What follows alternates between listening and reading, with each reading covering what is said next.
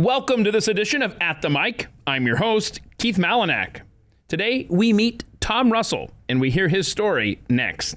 But first, I want to talk about Thanksgiving. I know it's still over a month away, but I'm the kind of guy who likes to be prepared. Time flies, and you need to be ready. And if you want a little pumpkin spice taste and aroma in your life, you'll want to head over to American Pride Roasters Coffee and pick up a bag of their first Thanksgiving blend. It's phenomenal stuff, and it's going to fit in perfectly over the next couple of months as we get deep within the fall season. If you know me, I love history, and I love Thanksgiving too. And since we've been talking about the first Thanksgiving blend from APR Coffee on this program as of late, I thought I would bring you some facts about U.S. presidents and the history of pardoning turkeys just ahead of the national holiday. Now, Harry Truman was the first president to pardon a turkey, but that was ceremonial because Harry Truman went and ate that turkey for Thanksgiving dinner. Yikes. Wow, okay. Well, John F. Kennedy actually let a Thanksgiving turkey go, and then Richard Nixon later sent one off to a petting zoo. And then the turkey pardoning tradition wasn't formalized, get this, until George H.W. Bush in 1989. I do hope you'll head over to aprcoffee.com, do yourself a favor, and try the first Thanksgiving coffee blend. It may not save your life, but it's not going to hurt. That's aprcoffee.com, promo code ATM at checkout, and you're going to save 10% on your order. That's aprcoffee.com, promo code ATM. Get there today.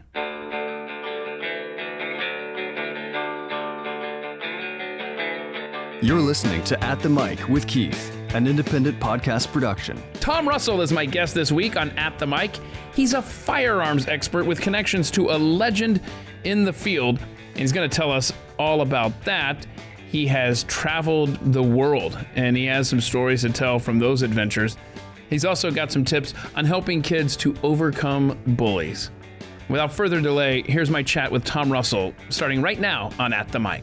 Tom, thanks so much for making time. I appreciate it. Keith, I appreciate you having me. Thank you. Absolutely. You were born in Gainesville, Texas. That's right. You were raised in Oklahoma? That's right. Which is a beautiful state, by the way. Yeah. I mean, it's so underrated. We've talked about that on this podcast before with Andrew Heaton, how Oklahoma is one of those secrets, and you want to praise it, but you don't want the secret to get out, you know? It's kind of like the Texas Hill Country. Right. Fortunately, not too many people know about it. It's our little secret, yeah. Exactly. Oklahoma, same way. Yeah, so let's not brag too much about it. Okay, you bet. So you're back here in Texas, though. I was introduced to you through your daughter because she's in the business where she's pitching interview ideas, guest ideas to shows. And I asked her if she had anybody in mind she thought would be interesting on this podcast.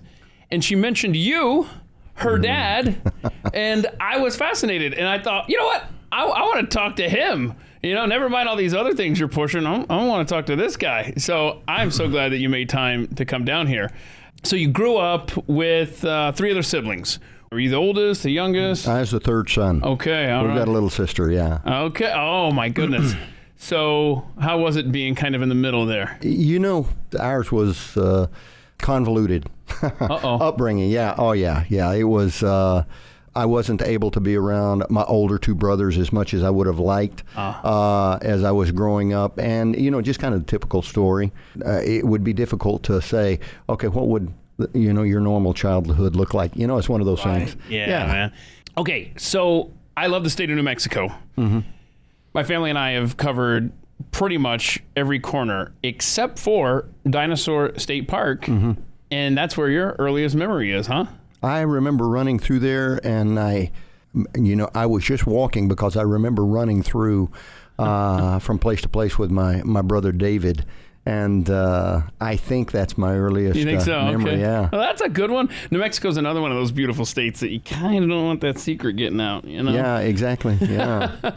There are some pockets of the country that have yet to be completely discovered. And so we don't want to keep down on the down low, right? So you're a minister. That's right. By trade, for lack of a better way to describe it. Very cool.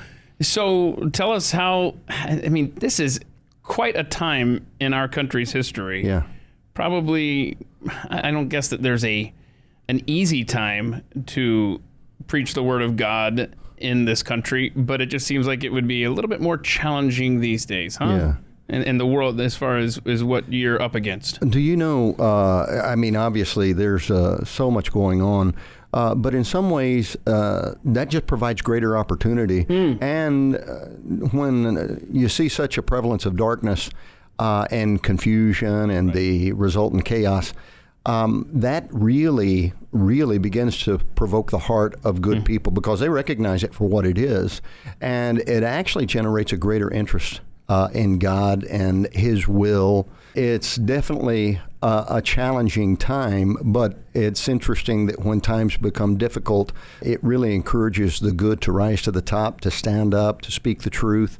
And you're just compelled to. I mean, you can't be a decent and good person and not stand strong. That's a great way to explain it. Absolutely. Now, when you're not preaching, yes, you are a master firearms instructor. I am. Mm-hmm. And I love this. You were certified by Lieutenant Colonel Jeff Cooper. Yes. You got to tell us, for those that aren't overly familiar, and I know you're going to have a lot more details about him than even I'm aware of being into firearms. Tell us about how it was knowing him. It was amazing. It was everything that I ever thought it'd be. I had first been drawn to him when I was a kid and could get a couple of quarters together to buy a gun magazine. That tells you how far back it was when a gun magazine went for about 50 cents. And I bought Guns and Ammo, and he wrote for Guns and Ammo since, up until the year of his death, 2006, beginning in 1958. And wow. Yeah, really. And he had Cooper on handguns. And I would something just drew me to him. Difficult childhood. My father wasn't present, in serious need of that positive masculine influence, And he communicated that. And it was very interesting. He didn't say, okay, this is what a man is supposed to be. He just spoke and wrote and communicated the concept, which was just like, water to a desert plant. And it was not only that way for me, it's been that way for many, many, many people who were drawn to his writing and drawn to his influence. Is there a particular book that stands out in your mind as someone who is getting into guns that maybe there's something that he wrote that you would send people to? A wise man once said that a man should read everything that Jeff Cooper ever wrote. And it's really true. It's very, very informative, it's educational, uplifting, but the book that probably most would, in fact, I teach the Jeff Cooper General Rifle class out at the NRA Whittington Center in New Mexico. My last class, we had a good guy, very good guy, his name is Steve Clifford, and we were talking about this because I really do all that I can to promote the Colonel's legacy, and so we were discussing the Colonel in the class. And Steve mentioned that he had read To Ride, Shoot Straight, and Speak the Truth by Jeff Cooper in 1990, and it changed his life. Wow. And that's really kind of a common occurrence. Yeah, and in fact, if folks aren't familiar, I tried to write these down from memory before I looked them up, but tell us the 4 rules of firearm safety that he came up with. Because, to this day, when you learn to shoot, these are the 4 things that need to be implanted in your mind. Absolutely. They're the 4 general firearm safety rules of the 4 branches of service. I'm sure the Coast Guard teaches the same thing, so we might say 5. And every police department promotes them and should promote them even more. They're actually prevalent around the world at this point. And the brilliance is in the fact that they're concise and that there's only 4, there's not 32, and so they're easy to remember. They're so comprehensive. You practically have to violate 3 of them before serious injury occurs. Yeah. So rule number 1 is all guns are always loaded. Right, just assume that they're loaded. It doesn't matter what anybody says. It's clear. No, it's your responsibility to check it. So all guns are always loaded. Never let the muzzle cover anything you're not willing to destroy. Yeah. And then the Colonel described rule number 3 as the golden rule. Keep your finger off the trigger till your sights are on the target. Believe it or not, these guns are designed to fire when you press the trigger. And when you do, that's not a problem with the firearm design. So number 4 is always make sure your target and what's beyond. So we don't shoot at sudden movement or even gunfire. We have to clearly identify either it is a legitimate target as a threat, and then we have to be very sensitive to what's beyond. What's behind there? Yeah. Because bullets are designed to penetrate, man.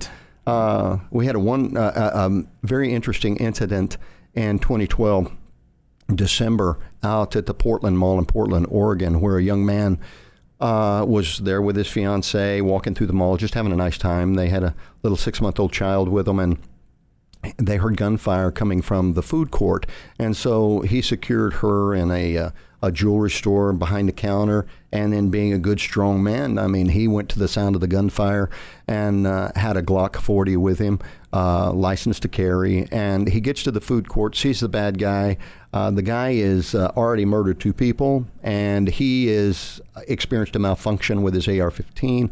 So the good guy draws his Glock 40, takes him at gunpoint, realizes that if he presses the trigger, the rounds are going to go through into the food court, sidesteps behind cover. The bad guy sees him, takes off running, and runs into the service hallway behind the stores there, and gets back in there. And he does what they do, an active shooter, not a terrorist, but an active shooter, 3 out of 4 times when they're confronted with force, they'll terminate right there. They'll take their own life. And that's exactly what he did. Oh, wow. And so this 22-year-old young man, superb, did exactly what he should have done.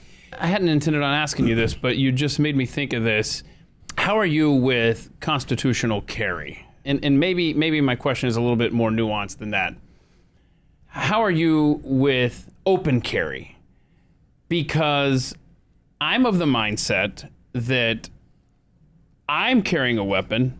I know I'm carrying a weapon, but I don't want to tip off somebody else a threat, because then I become, correct me if I'm wrong with this line of thinking, I become the first target of this guy if he decides to start shooting up the place.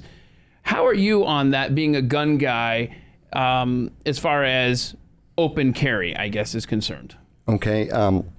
You spoke to the primary issue right there. So let's look at open carry first. You spoke to the primary issue in that... because I almost wanted to... I'm sorry to interrupt you, but it's like I want it to be legal only because I know that there's going to be a target before me. Is that a terrible way to think? Well, I'm thankful that it's legal. And it, of course, it always has been with regard to a long gun, shotgun, or a rifle. It's amazing you could walk around with a 12 gauge slung over your shoulder, but if you were exposing a 22 pistol on your belt, you were in violation of law. So I think it was a ridiculous law, and I think that there is something to good people seeing a good man carrying a gun. My sister lives in Oklahoma, and they had passed open carry. And she sent a message to me and says, well, I saw my first one. I saw a guy carrying a pistol openly, and she said, it was comforting to me. I thought, you wait, something happens here, he'll take care of it. And so it does have that effect, and I think that's great. The problem with it is that if you're carrying openly, you lose the opportunity to exercise the initiative to start the fight at your discretion. Right, the element of surprise is now gone. That's it. Yeah, now, and constitutional carry just means you don't have to go through the training, that's right, et cetera, et cetera. I think it's very important. And I would assume that Jeff Cooper would as well, that you should probably be trained before you start carrying this deadly weapon. What are your thoughts? Everybody needs the training. You should be trained. The question is, does the state have the right to dictate training and a natural right that's constitutionally affirmed? Now, that's the issue. And this is where the rubber meets the road. That's right. Absolutely. So where do you come down as far as constitutional carry as opposed to mandated training from the state? Where do you draw that line then as someone who is a proponent of firearms? Yes. Well, I fully support constitutional carry. I called the governor's office. I called several places promoting it as a firearms instructor. Even though obviously it's going to cost me some money, fine. I don't want to make money at the expense of somebody else's right And so I think that it's desperately important that we have constitutional carry. And the truth of the matter is, if we need as many good people carrying a gun as possible, and constitutional carry really provides for some being able to carry a gun who would not otherwise be able to do so.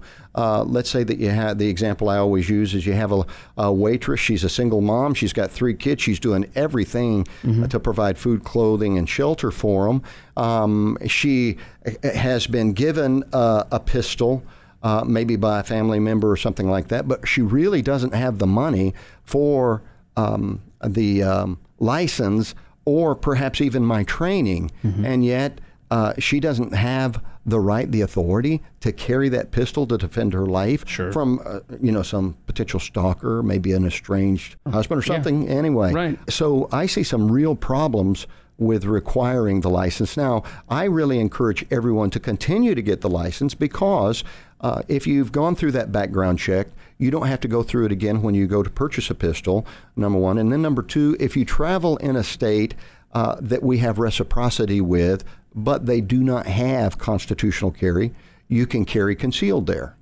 So there's still advantages to getting the license to carry. Yeah. Okay. No, I get But constitutional carry is a wonderful thing, and so we've got it, and I'm thankful we do. So you mentioned the young waitress who maybe was given a pistol and needs it for self-protection. A lot of times it seems that people that want to get into firearms and want to carry a weapon with them for self-defense, it almost seems like gun stores and a lot of gun-minded people, you almost get this feeling that as you're getting introduced to them, that it's an exclusive club, and I can't believe you don't know what this does or what this part is, and what do you mean you can't disassemble a weapon and put it back together in front of me? And it just seems like, I think the equivalent would be me at a Starbucks.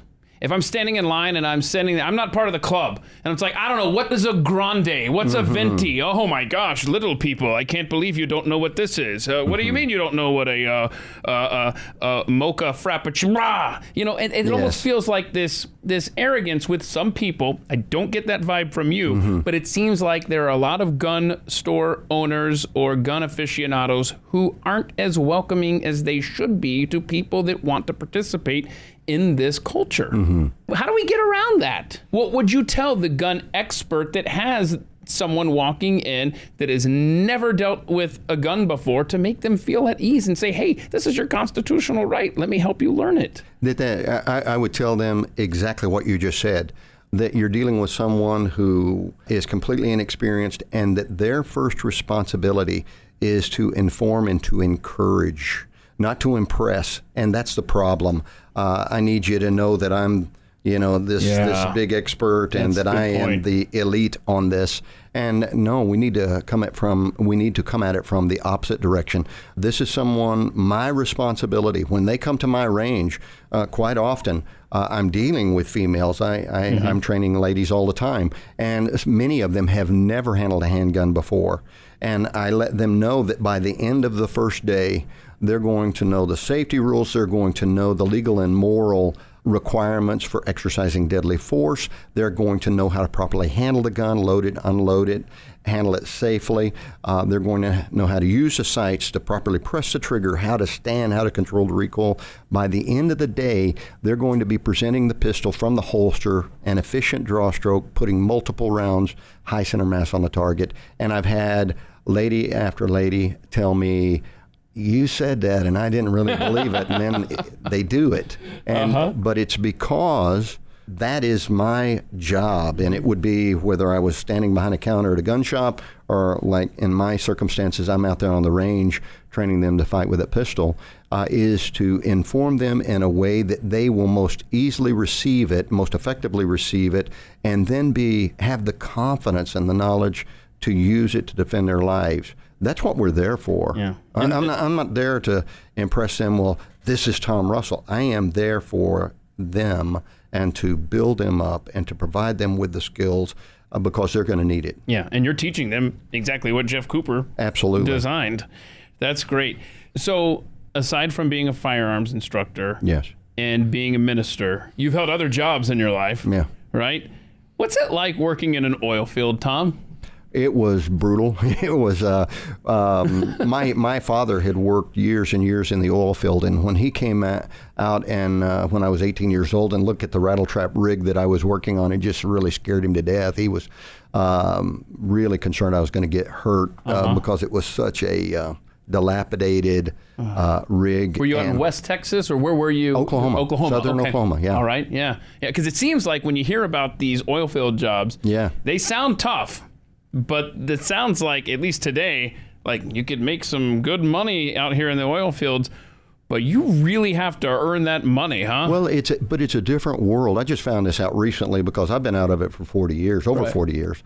And everything is electronic now, everything. I mean, there's guys are not out there dealing with a turntable and working with tongs. And a cat line. They're not doing that anymore. Really? Not at all. So it's not as tough as it used to be, huh? No, it's not the same thing at all. We didn't, our rig was so dilapidated, we didn't have tongs to break the pipe apart.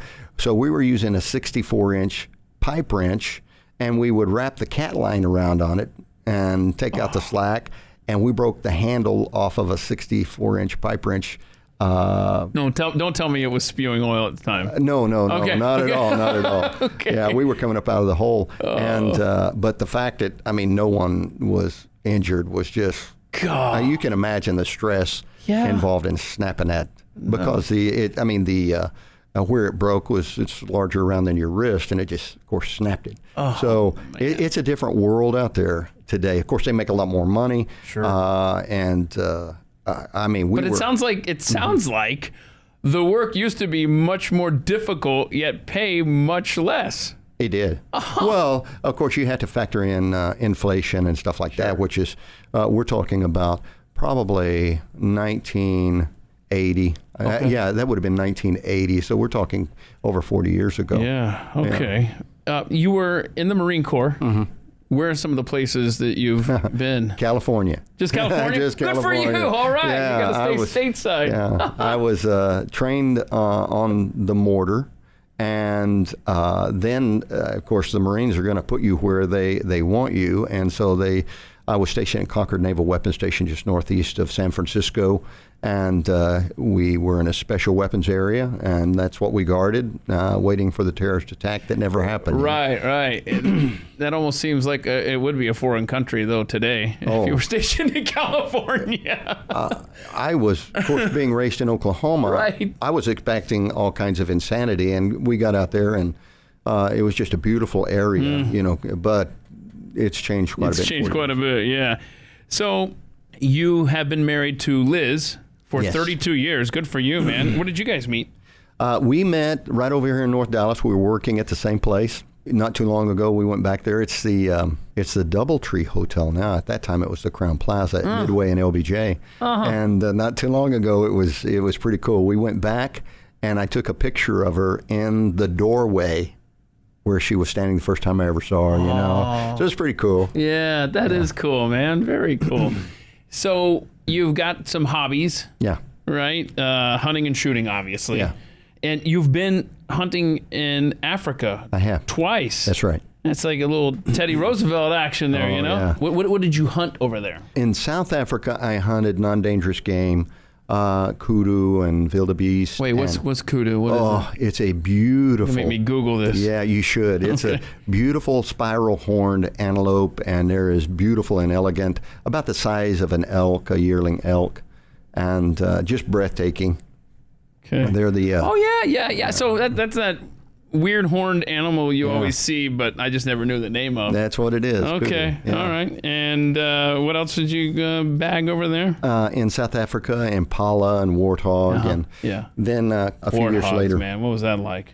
Are they aggressive? No. Perhaps if you happen to be run up in front of them and they're running blind, they might plow into you. But they're not. You kind of hear at times about the feral hogs and the boars in Europe. Boy, if you're in front of them, they'll slash you when they go by. But I've never heard that about the warthog. All right. Then a few years later, I hunted in Tanzania. Oh, what were you chasing there? Lion, leopard, buffalo, all the dangerous game, except for rhino. There were no rhino in that area. And any luck with the dangerous ones? Oh yeah, I took buffalo, lion, and leopard. I sure did. Wow. Yeah. Wow, that's Hey, people, it's so interesting. Of course, people. Wow, that's just so sad. And it's like people have no concept of the harsh reality.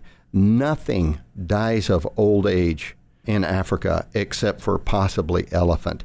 Everything is pulled down and eaten when it is sufficiently weak that the lion pride or the hyenas can pull it down. They'll take and then care it of is a slow, hard death.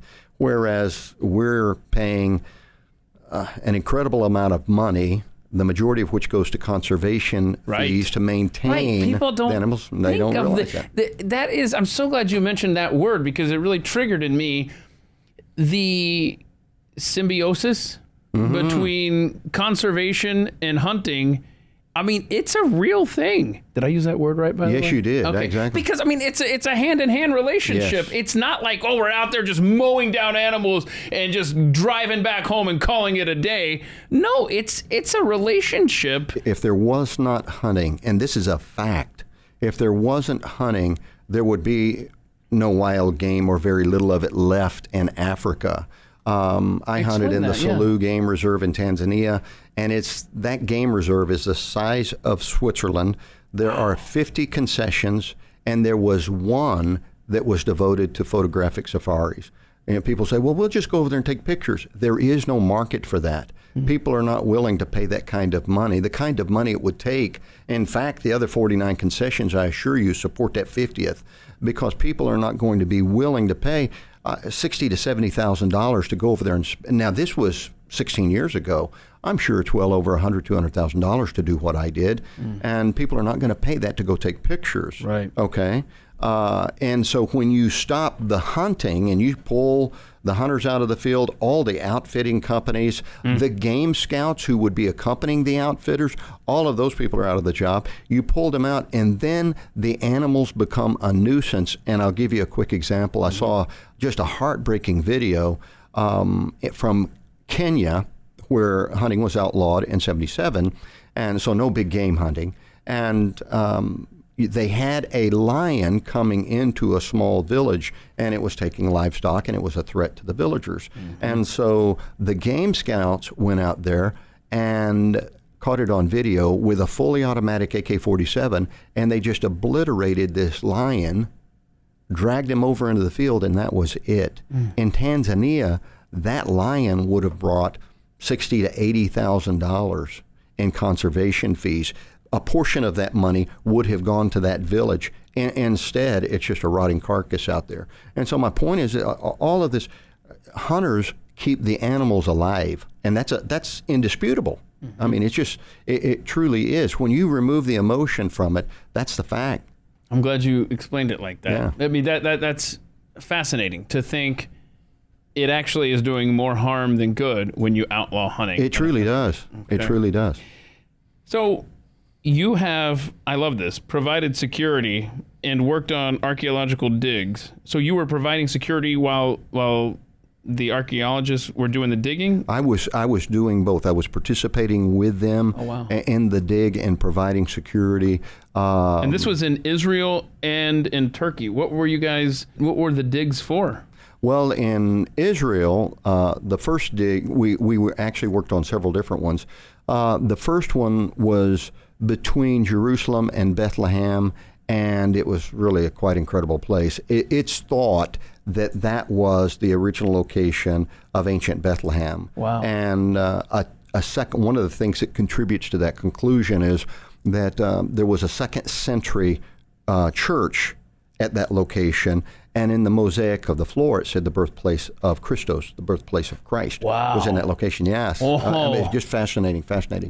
And I mean, I could go on and on about the things that we saw and the things that we experienced. Tell us some of it, huh? Well, in one area, in ancient times, they would actually hollow out. They would take, there's so much rock, and I mean, I'm talking about solid rock. When the Lord said, "Thou art Peter, and upon this rock." Peter is Petros, and it's a stone versus the rock, which is foundation, which was very relatable to those people at that time because there's just so many layers of solid rock everywhere in the Jerusalem area. And they would hollow these out and make natural, or, make corrals. And in one, there was a cave in the side of the corral that you just thought, okay, I can see a manger there right. with a Christ child. Like you're envisioning exactly. Yes. That is so awesome, man. Well, there was some people might not get this, but there was an olive tree stump that one of our team leaders wanted to take back, and he brought it back here to Glen Rose, Texas, to the Creation Science Museum there. And they were working on it, and they said, "Tom, get down there and twist that stump out of there."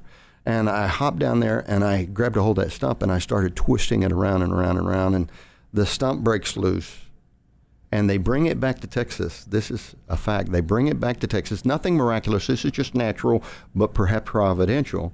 And they had it down at Glen Rose, and they put it in the ground, and they're moisturizing, and a root. And when you think of that, of course, those familiar with the prophecy and the root of Jesse, So can you go and see this today? Oh, sure, somewhere? Sure. Glen Rose, the Creation Museum. Okay, that's cool. Man. Yeah, let me know if you'd like to go. I'd love to go down there with you. Yeah, that sounds awesome. Thank you. We went in 2008 down on the Dead Sea to the Qumran Plateau where the Dead Sea Scrolls were found. Right. And the most famous image, people often think of it as Cave 1. What they're looking at is actually Cave 6, and it's directly across the ravine from the plateau. And it's the one where you can see right into it, and there's actually a hole coming in through the top. And we were excavating on the plateau itself, and we took down a square, which is 5 meters by 5 meters, and it was a cooking area. So we immediately started uncovering, these huge pots and things like that. Very interesting. I couldn't begin to tell you how many people a year are walking across that dirt, and 8 and 10 inches down, we're uncovering bronze coins and silver coins from 2,000 years ago. It's fascinating. Yeah. While I was there, the Hamas was firing missiles out of Gaza, of course, which is over on the Mediterranean coast, and we were seeing the Israeli, their bases in the northern part of Israel. They would take off east, come down the Jordan Valley, and they would come screaming right by us at a low altitude because the Dead Sea is the lowest place on earth, and they would come down low enough where we could see in their cockpits, and then just as they passed us, they would cut back west to go over and hit the Hamas in Gaza. So very interesting experience. Wow. Take us to your 2 trips to Turkey. Okay, sure. We were looking for the Ark. Mount Ararat is in eastern Turkey, 6 miles from Iran, 2 or 3 or 4 miles from Armenia? Okay. Armenia, yeah. So we are looking for the Ark. We're going all the way up on top. I went twice. I went in 2010 and 2011, and we didn't find it. We labored, incredible labor. I mean, we worked hard. It's, a glacier on top, and so we're cutting down through the ice.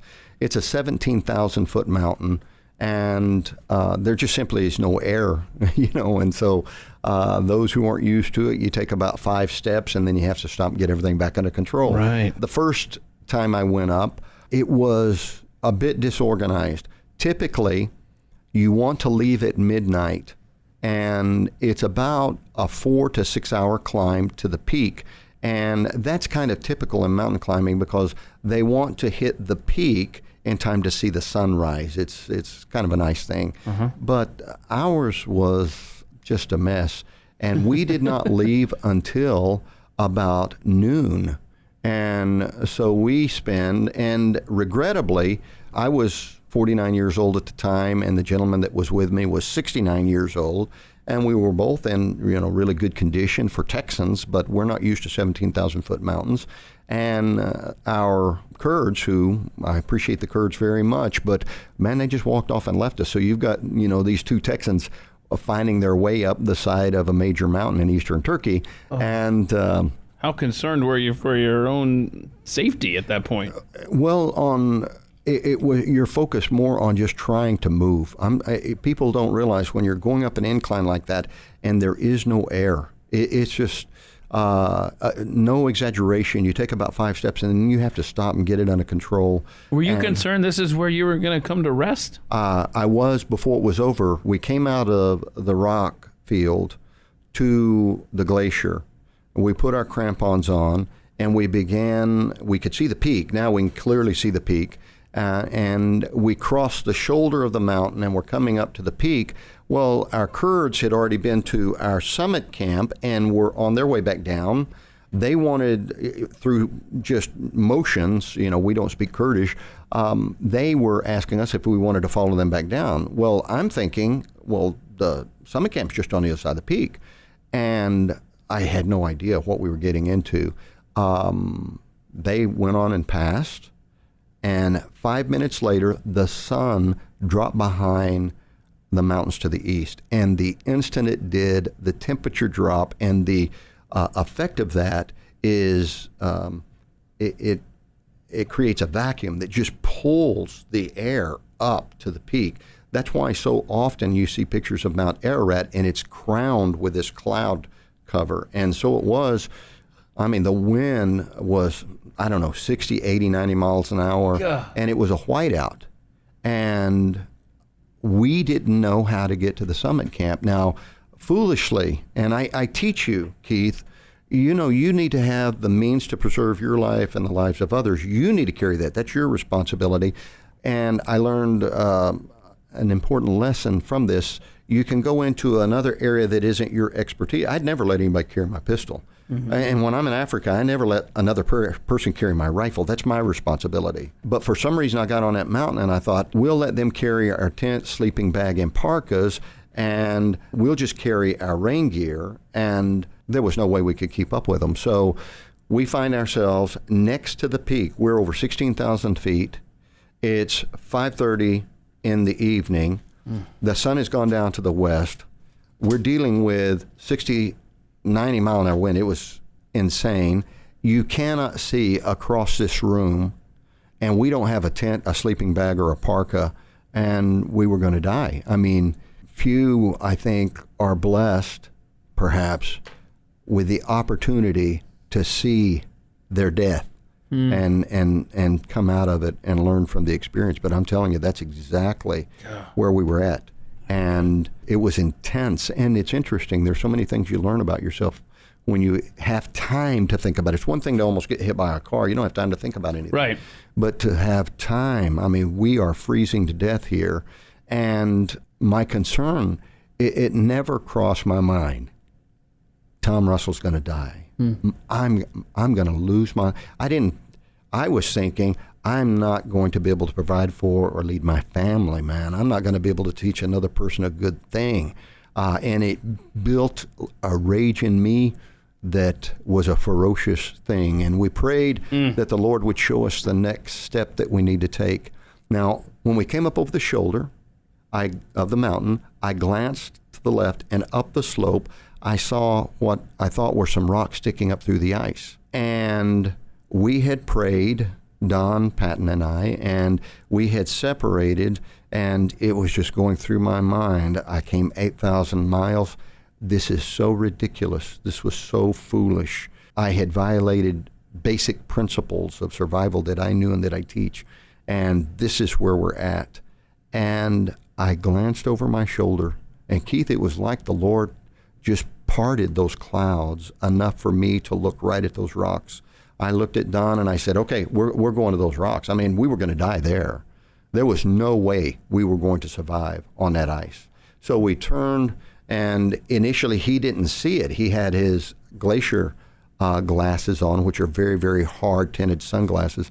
I moved them up. He saw it and he said, oh, those won't do us any good. Well, it was better than what we had where we were. So many things to learn from this, man.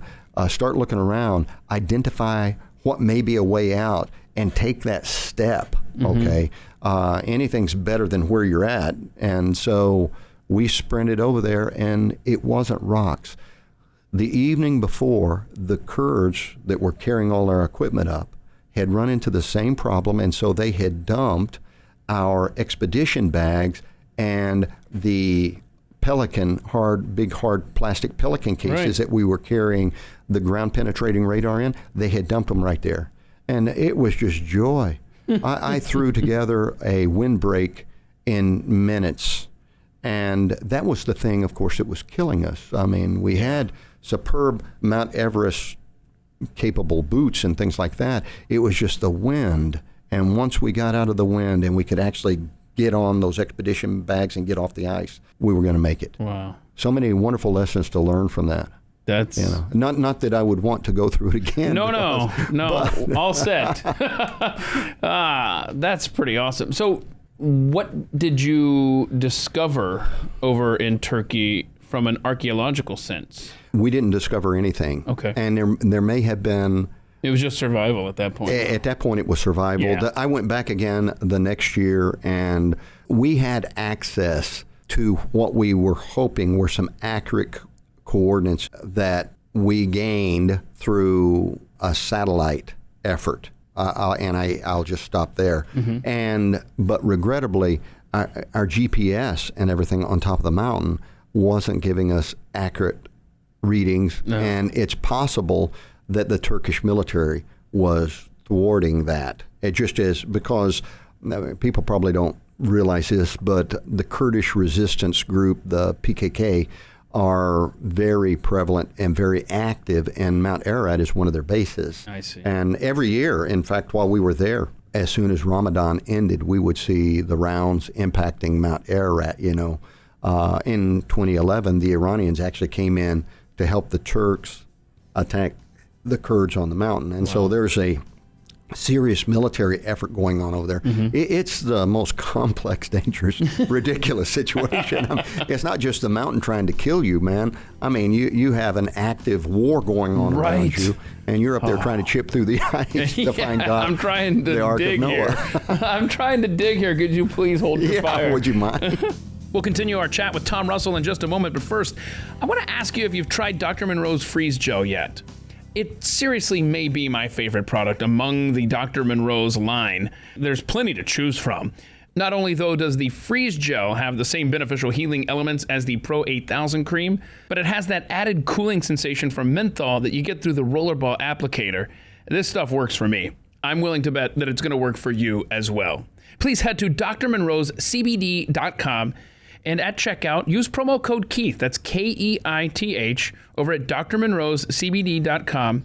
You're going to save an extra 15% off of your order. And don't forget that every purchase also goes to help kids who need it most through the Child Help Abuse Hotline. 20% of your purchase goes to that great organization. Please head to drmonroescbd.com today and help you and many others out all at the same time. So the last book you read, and I love how you pointed out here in the email reply, the book True Believer by Jack Carr, episode 56. Yeah. Jack Carr is such an awesome guy, is he not? He is. Yeah. In every way. I mean, of course, he was a Navy SEAL, retired as an officer, incredible experience, and yet he comes across as the most humble, enjoyable person. Yeah. So I would encourage folks to check out, go to atthemikeshow.com, look for episode 56, so you can hear my conversation with Jack Carr. Great guy.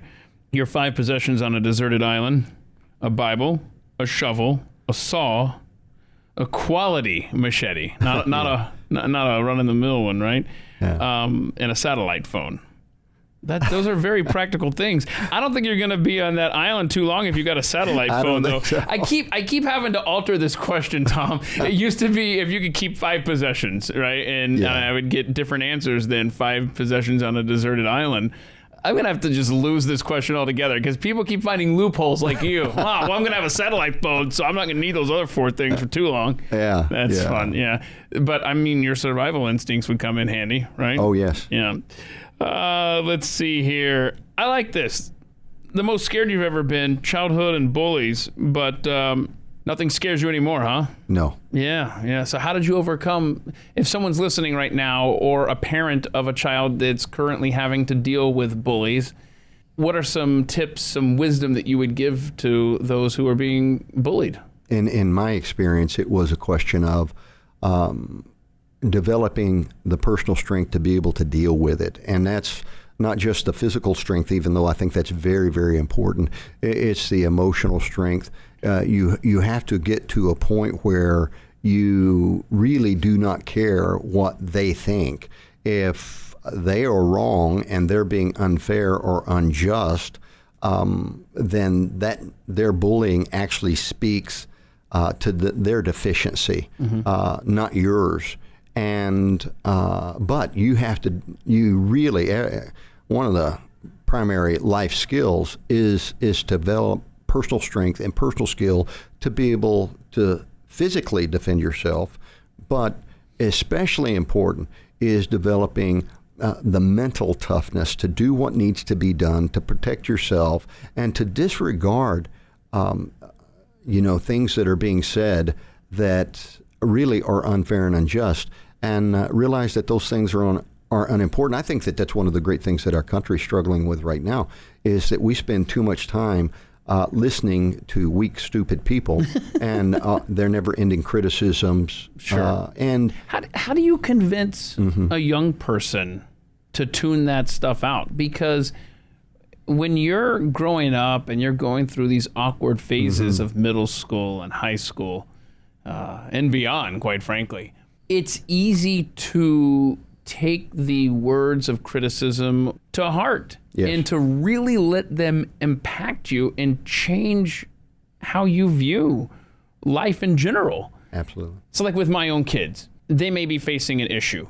I try to convince them time and time again, this isn't going to matter 5 years from now, 5 months from now, 5 days from now. What seems to be life-altering to you is not going to be a big deal. But I don't know that I'm always effective in conveying that message. So I just wonder, how do we talk to our kids and get through to them that this isn't the end of the world, this struggle that you're facing?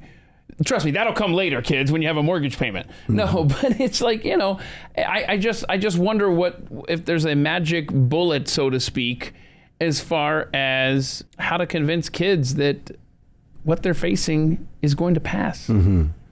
I think that these are trials, all right? And I think trials are good. Trials make us stronger. If we choose the right path and the right response, trials make us stronger and more capable. I don't believe that I would be nearly as capable as I am today of working with people spiritually and emotionally and with regard to their physical skills, defensive skills, if I hadn't experienced what I did. My mother was married 6 times. My dad was married 3 times. We were constantly moving. I was always the new kid on the block and always just getting the crap beat out of me. And there wasn't, typically, because I was being raised by my mother and my grandmother, there wasn't anyone, a strong male presence there. And this, to show me this is what you need to get stronger, this is how you defend yourself, and have the conversations with me that you're having with your kids. And you just had to figure it out, huh? You got to figure it out. And so what I started doing, and this is what I would counsel anybody to do, is that you have got to start looking for sources of strength and encouragement.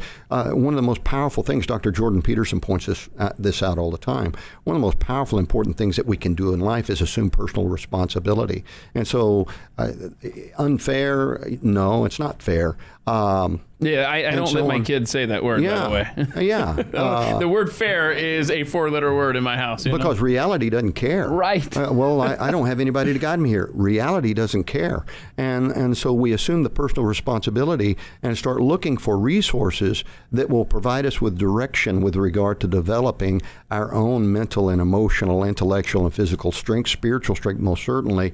And what I did is I started looking, I think all of us, our hearts are inclined towards God and His Word. And I also started looking to Jeff Cooper, because I was a kid when I started reading his material, and I started looking to Louis L'Amour.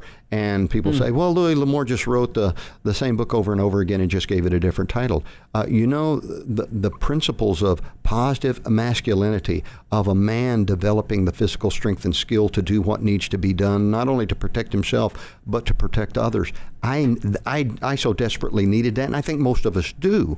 And so what it wasn't a conscious plan on my part. It was driven by my own personal need. But in effect, what I was doing was I was displacing the negative influences around me by pursuing positive and constructive resources. So, God's Word, Jeff Cooper, Louis L'Amour, and then any positive, strong, masculine individual that I could be around. And I just pursued that and soaked that up. And that serves to, I think, bring the negative into a proper focus. You see that it's actually weakness on the part of others. That's my counsel for anyone. It's like my experience on Mount Ararat. Man, you just can't stand there and freeze on that ice path. You have got to start looking for the first step out of this mess, whatever it happens to be. You have to take that step and then look for the next and look for the next and look for the next. And then by the time it's done, you're living a life where you aren't afraid of anything. And it seems like some great suggestions there for young men, adolescents who are trying to make their way in the world and finding these kinds of struggles. You talked about Jeff Cooper, Louis L'Amour, and I was trying to think while you were talking, but what if I'm the parent of a girl listening to this and she's picked on, or she's bullied, or she's having a really rough go of it, and she's constantly being displaced in her life as she's growing up? And correct me if you've got a better example here, but Annie Oakley. Let's go with Annie Oakley for the girls, right? Your favorite comfort food is a great answer. It's a good steak. And I want to ask you, because a lot of people, when I tell them where my favorite steak ever is, they go, nah, it's gimmicky. Steak's overrated, blah, blah, blah. I disagree. Have you been to Amarillo and the Big Texan? Oh, sure. Many times. Yes. Okay, yeah. Is it just me, or is that not the greatest steak ever? That's great. Okay, That's great. All right. I want to make sure that somebody in this world agrees with me that is worth driving up. Because if you time it right, you have a really light lunch, you can get up there in time for dinner from Dallas, Yes, you can. And you'll be hungry and you'll be ready to go. Now, I'm not sitting there at the Big Texan trying to eat a whole meal in under an hour to get it free. Yes. Because I want to enjoy my meal. Yeah. But I just love the Big Texan, and I have to get a plastic cup, a souvenir cup every time I go. Perhaps one of the most enjoyable steaks, and I actually was able to enjoy it numerous times, was actually in the bush in Tanzania, and it was Cape Buffalo, which of course is beef. And the gentleman who was working as our cook would cook it over a wood fire, and beautifully seasoned and absolutely delicious. And I realized a large part of that may have been the ambiance or you an African safari. Right, or you may have been starving after a day out in the bush, Oh, it was good, yeah. Oh, that's cool, man. What happened to you in your life in 1982 that really changed? It was the biggest turning point in your life. In 1982, I made the decision that I wanted to start preaching. I have, kind of alluded to the difficulties of my upbringing, and that chaos caused incredible anguish, and actually still touches our lives to this day, me and my siblings. And I think that I was born to teach. I remember I adore my little sister. She's the strongest woman. She's the strongest person that I have ever known. And I can remember her telling me, she's about 2.5, 3 years younger than me. She is so angry with me. We were kids, and I was trying to tell her how to do something, and man, she was so angry because I always try to tell her how to do things. And so I think that's a job of an older brother, is it not? I think it is, yeah. But I wanted to. I realized that had I been doing what God wanted me to do, I wouldn't have been experiencing all the pain in my life. And I realized that so much of the pain and the chaos we had endured, in fact, really all of it, was related to people choosing not to follow God's moral code. loving him with all heart, mind, and soul, loving others as we do ourselves, doing unto others as we would have them do unto us. And I wanted to help people see that and make those positive changes in their life. And I didn't know anything. I mean, it's not like I had been raised studying the Bible or anything. Right. I just knew enough to know, boy, this is the better way. And I knew people who were following that way, and their lives were completely different than ours had been. And so that's what I wanted to do. Very good. I think that's what led me into wanting to be a firearms instructor. I have competed with firearms, and I love to hunt. But my greatest joy is in teaching. And I just feel compelled to do that. Everybody's got their talent, and I think that's what God designed me to do. And that's why I have people out on the range, and I am doing everything that I can to lift them up and to provide them with what they're going to need in the time that I've got. And I think it all stems from that's just what God designed me for. You list several founding fathers as individuals you would like to go back in history to meet: Washington, Jefferson, Madison, Mason, Patrick Henry. By the way, so glad to see George Mason get some love here. Yes. I mean, that guy is so underrated. There would be no Bill of Rights without George Mason. He's the father of the Bill of Rights. Absolutely. James Madison gets way too much credit. It's George Mason who refused to sign the Constitution without a Bill of Rights. Absolutely. So George Mason, you can thank him for your rights much more than Madison. I think our country would be gone right now. Yeah. Oh, no, I'm not on these historical documents for all time with my signature. Well, that's because the man had principle and wanted some guarantees. Yes. And I really appreciate George Mason. Very underrated. But if you had to pick just the one, you can only go back and hang out at the Big Texan Steakhouse in Amarillo with one founding father. Who's it going to be? It would be Jefferson. Yeah. It would be Jefferson. Yeah. One of the most beautiful intellects What a that brain, has right? ever existed. What Absolutely. a brain.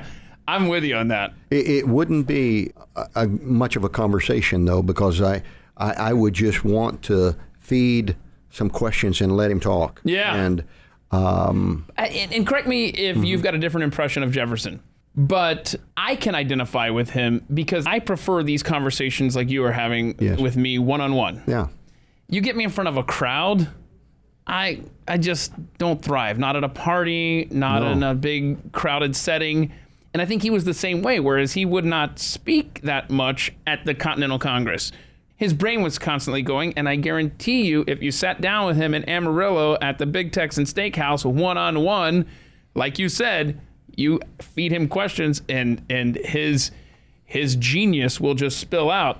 I think he really thrived much more in those settings, especially in just writing the one-on-one letters with John Adams, for example. What would be very interesting, think about this for a moment. What if Jefferson, with some chosen men, what if he had organized the Constitution? Yeah. How different would it be? Would the loopholes that have allowed governmental excess, would they have occurred? Would he have blocked Hamilton's efforts to lay a foundation? You think he was sent overseas on purpose? Isn't that an interesting question? Yes, he was ambassador to France at the time. Right. I mean, so here we have the key mind in the American Revolution. And when they're going to reconsider the Articles of Confederation, which may well have been... The guy they knew they would get the most resistance from was parked in France. Let's send him to France. Yeah, exactly. I agree completely. Thomas Jefferson all day. Would love to sit down with him. While I am fully convinced that the American founders were just men of high intellect and genius gathered in one place and time to form the basis for our nation, it's not like they dropped out of thin air with these ideas. Oh, no. These things had been going back. I mean, I think Socrates was cited several times. So it was this string of ideas that like snowballed over time, over 2 centuries, effectively. So enlighten us on 2 gentlemen in history that you would like to meet, William Blackstone and Frederick Bastiat. Oh, yes. I mean, these are people that need to be discussed. If Probably, many people aren't familiar with Blackstone. Blackstone's commentary on law. He was so insightful into British common law and as far as articulating what that law was and the specific requirements and prohibitions that it encompassed. And it just serves, it's so foundational. Right. That's the word. Yes, it's foundational to what our law system should be. Yeah. Of course, ours has been so diffused and corrupted by various political interest. We have moral law versus political law, and there's been such an injection of political law that has nothing to do with morality, and that's what law really is. True law, good law, is always relational. It's intended to govern relations. As Richard Mayberry has said, the two primary concepts: do all that you've agreed to do and do not encroach upon another person or their property. That's the basis of law. Yeah, and I mean that's what Thomas Jefferson's philosophy was. If it doesn't encroach, if it doesn't break my neighbor's leg, yes, right, then what concern is it to me? Yes. I'm so glad that you mentioned these type of people. Talk to us about Frederick Bastiat. Yeah. Now, Frederick Bastiat came along just a little bit afterwards. He was born in 1800, 1801, 1802, something like that. I want to say it's 1800, though. And he was influenced by he was a brilliant individual. He was beautifully articulate, especially in his writing. And he benefited from the same influences that informed our founders and may have been influenced, we never know, by Thomas Jefferson and his effect on France. And he continued to build this knowledge base and wisdom that is a brilliant light. His book, The Law, is a very short book, and yet it is so concise and so articulate that it beautifully explains the purpose of law and how if law is misused, for instance, by government, that it then becomes a tool of plunder, which we witness constantly. He anticipated the dangers of socialism. Yeah. He could already see that concept being applied in France and what that would inevitably lead to, the complete perversion of law. And what's fascinating is Frederick Bastiat contracted tuberculosis, and he died at the age of 48, the year he finished the law. He just finished the law when he passed. And once you read it, and then read it a second time, and then a third time, and you are just moved by the power of his arguments, because law is a wonderful thing. Law is what results in order and prosperity and peace of mind, security for our family, security for our children and their future. And when you come to understand, this is what it is, it's empowering. And then you begin to see the problems of what Mayberry refers to as political law that involves no morality, but actually is a perversion of the law implemented to empower politicians and various groups. And that is a perfect segue into one of the greatest quotes by him, that if this doesn't apply to America 2021, I don't know what does. When plunder becomes a way of life for a group of men in a society, over the course of time, they create for themselves a legal system that authorizes it and a moral code that glorifies it. Exactly. That is where we are. Isn't it? And of course, it's where every government eventually goes, because government, as Washington pointed out, is force and it is power, and it is going to attract the attention of the selfishly ambitious and the greedy. And they will tirelessly work to insert themselves in the governing process, get control, rewrite law for their own selfish purposes. And like you said, it's exactly where we're at. Is the idea of the founders, is the genius of George Mason and our Bill of Rights, is the eloquence of Thomas Jefferson and the warnings from others that we've discussed. Is America at a place today where you think that our system, as it is meant to be, is retrievable?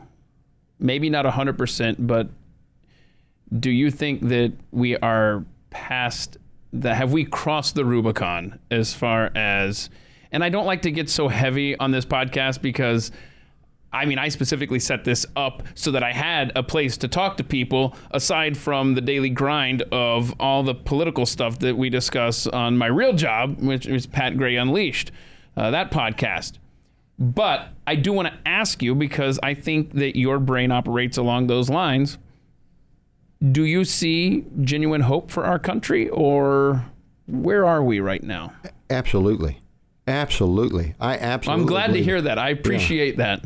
In fact, I think that what we're seeing today is, indicative of a rising tide of awareness. It's like you said at the very beginning of this podcast. You said yourself that, I'm going to butcher this, but you basically said, hard times awaken good hearts. And I think that's probably the same principle you're applying here, very consistent. Absolutely. I think that our progress, that this awakening and this force that we're beginning to exercise is what has pulled the curtain back. I think that we were in much greater danger, actually, 5 years ago. I think we were in much greater danger 15 years ago because we did not see how deep the corruption was. We couldn't, for a number of reasons, but we couldn't appreciate how much control darkness was exercising in our country. And we sensed it, and we began to awaken, and we became more active. And you saw that in the Tea Party movement, which ultimately resulted in the election of Donald Trump. All that we see taking place is not because of Donald Trump. Donald Trump is because of us. So is there any hope? Well, of course there is. My wife pointed out about 4 or 5 months ago, she says, hold it, there are 75 million of us. And there are. In fact, I think there are many more. It's a much greater number now. Many who were asleep before have awakened. And I think that I believe, Keith, that we are witnessing a powerful movement driving back the darkness, perhaps an unstoppable movement of light and goodness, powerful intention. If people want to find you online, you're at truthinchristministry.com. Yes. And the firearm aspect that we discussed earlier, AmericanFirearmsAcademy.com. That's right. You got two good domains there, man. How'd you pull that off? Thinking and searching and finding what was available. TruthInChristMinistry.com and AmericanFirearmsAcademy.com. Tom Russell, it's been a pleasure getting to know you today, man. I appreciate you coming in here. Thank you, Keith. Thank you for having me. It's been my pleasure. I had a wonderful time getting to know Tom Russell. What a great man. He's got such a heart for God and for others. It was a pleasure getting to know him today. Hey, next week I sit down with Josh Nelson. If you're familiar with Cambry Nelson, who was my guest back in episode 48, Josh is her husband, and he is fun to talk to in his own right. That's going to be next week here on At the Mic, and I hope you'll join us. In the meantime, I hope you'll head over to atthemicshop.com. Take a look at the selection of items available as you start shopping for the Christmas season. And if you wouldn't mind rating and reviewing the podcast over on Apple iTunes, I'd be grateful for that as well. I mean, if it's a positive review. Please do share this podcast with others. Until next time, please go be free. And thank you for listening. This has been At the Mic with Keith, an independent podcast production. Head to atthemicshow.com for archived episodes, sponsor information, and ways to connect.